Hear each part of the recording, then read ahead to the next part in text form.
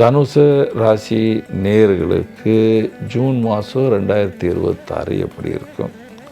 3ஆம் பாவத்தில் ராகு, 4ஆம் பாவத்தில் சனி, 5ஆம் பாவத்தில் செவ்வாய், 6ஆம் பாவத்தில் சூரியன், 7ஆம் பாவத்தில் சுக்கிரன், புதன்.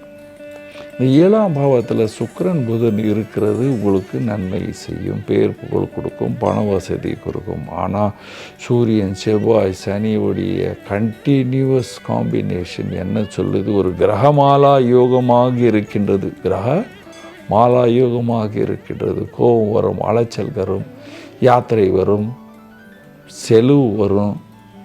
குரு பகவானும் 8ஆம் பாவத்தில் வரார், ராசியாதிபதி 8ஆம் பாவத்தில் போகிறாரு.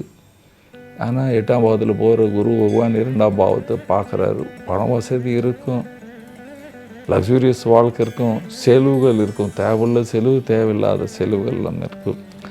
அரசியல்வாதிகளுக்கு ரொம்ப பெருசாக இந்த காலத்தில் கோவம்லாம் ஒரு எனக்கு தின்னடா நீங்களாம் இந்த மாதிரி பண்ணீங்க அப்படிலாம் பேசுவாங்க சில பேர். தனுசு ராசிக்காரர்கள், தனுசு ராசிக்காரர்களுக்கு இந்த மாதம் கோபம் தணிய வேண்டும் என்று சொல்லுவேன். லாபத்தை பார்ப்பீர்கள், அரசியல்வாதிகள் லாபத்தை பார்ப்பீர்கள், வியாபாரிகளும் நல்ல லாபத்தை பார்ப்பீர்கள், வீட்டில் சந்தோஷம் இருக்கும் என்று சொல்லலாம். குப்த பத்னி யோகமும் உருவாகுது. சுக்கிரன் புதன் சேரும் பொழுது 7ஆம் பாவத்தில் குப்த பத்னி யோகம், தில்லுமுள்ளு பண்ணுற யோகம் எல்லாமே உருவாகிறது. நீங்கள் வேலைக்கு போகிற ஆண் பெண்ணாக இருந்தால் வேலையில் ப்ரமோஷன் இருக்குது, சந்தோஷம் இருக்குது, லாபம் இருக்குது. அதே நேரத்தில் அலைச்சல் அதிகமாக இருக்கும். சனினால் அலைச்சல், குருனால் அலைச்சல் அதிகமாக இருக்கும். ஆனால் பணம் கண்டிப்பாக வந்து சேரும், பணம் குறையாது என்று சொல்வேன். விவசாயிகள் நல்ல லாபத்தை பார்ப்பீர்கள், ஆனால் அலைச்சல் ஒவ்வொரு ஸ்டூடெண்ட் நல்லா படிப்பீங்க. வயதான அப்பா அம்மா மருமகள் தாத்தா எல்லோருக்கும் இந்த காலம் நல்ல காலம். தூக்கம் தையா கொஞ்சம் குறையுது. தண்ணி குடிக்க மாட்டேன்றீங்களே. எப்பொழுதுமே இந்த தனுசு ராசிக்காரர் யாராவது தொட்டு பாருங்கள், பாடி எரிகிற மாதிரியே இருக்கும்.